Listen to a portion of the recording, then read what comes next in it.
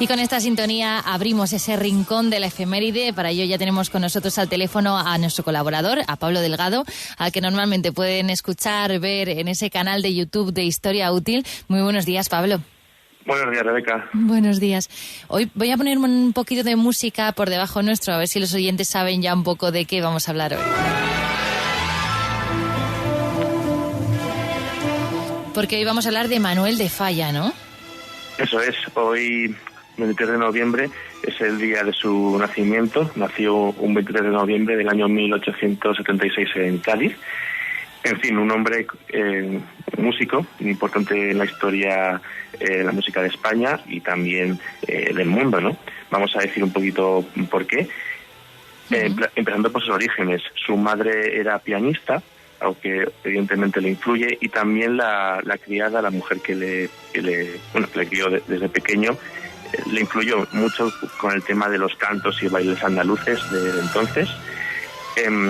Y tanto sus comienzos musicales profesionales como su carrera en general va a estar marcada por ese folclore andaluz popular que va a estudiar en profundidad para componer ese cantejondo, ese flamenco, un flamenco que entonces y todavía hoy sigue siendo un elemento por el que España es conocida fuera, de las fronteras, y cuando viva en París, que va a vivir en París unos años, se va a encontrar con el interés de gran parte de muchos músicos del momento por ese flamenco.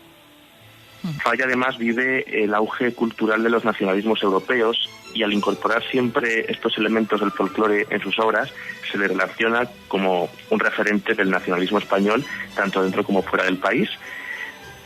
Y bueno, diremos que a los 24 años llega a Madrid, siendo alumno del Conservatorio de la capital, muy buen alumno, sobresaliente, y termina esta etapa formativa en el año 1900, empezando a estrenar sus composiciones en lugares tan importantes como, por ejemplo, el Teatro Eslava, actual Joy Eslava en Madrid, o el Ateneo de la capital.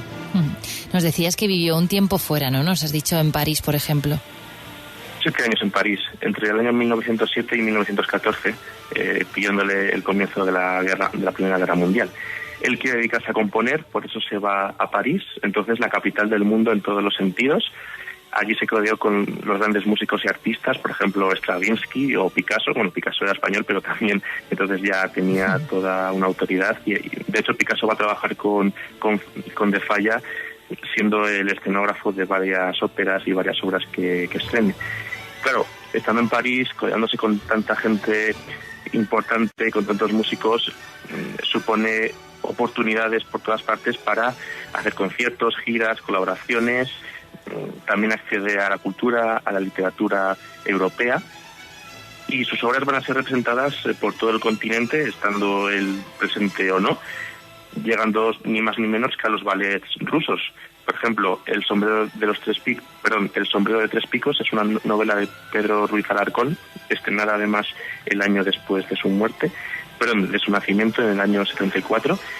Y es una novela ambientada en Granada que él la va a adaptar, digamos, desde el punto de vista de la música. ¿Y cómo fue su relación con esta ciudad? Vivió 20 años en Granada. Aunque diremos que el interés por esta ciudad tan exótica, que bueno, hoy Granada tiene ese encanto, ese interés.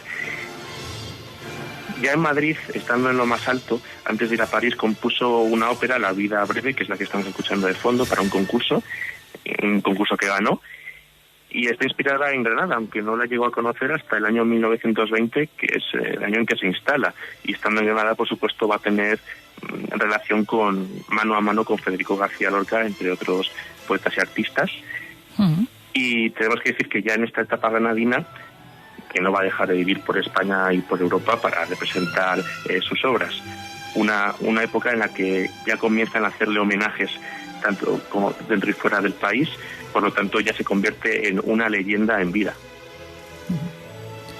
Nos has dicho 20 años, ¿cómo vive el tiempo de la Guerra Civil? Bueno, de Falla ideológicamente le podemos situar en la parte conservadora. Llegada a la República no la llegará a ver con buenos ojos del todo.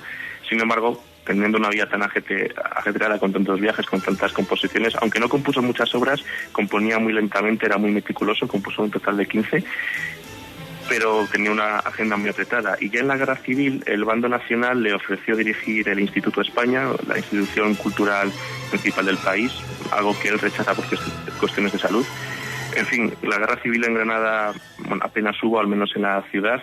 Recordemos que Lorca lo asesinan al comienzo del golpe militar, y sin embargo esto va a influir mucho en la relación que va a tener con el régimen de Franco. Sin embargo, pasa toda la Guerra Civil en Granada, se marcha a Argentina, aunque el gobierno de Madrid, de Franco, ya en todo momento va a tratar de que vuelva a España para que trabaje, porque Falla tenía una autoridad, insistimos, dentro y fuera del país muy importante. Sin embargo, fallece en Argentina en 1946 y enseguida, a los pocos meses, sus restos vuelven a España y será enterrado en la Catedral de Cádiz, de su Cádiz natal.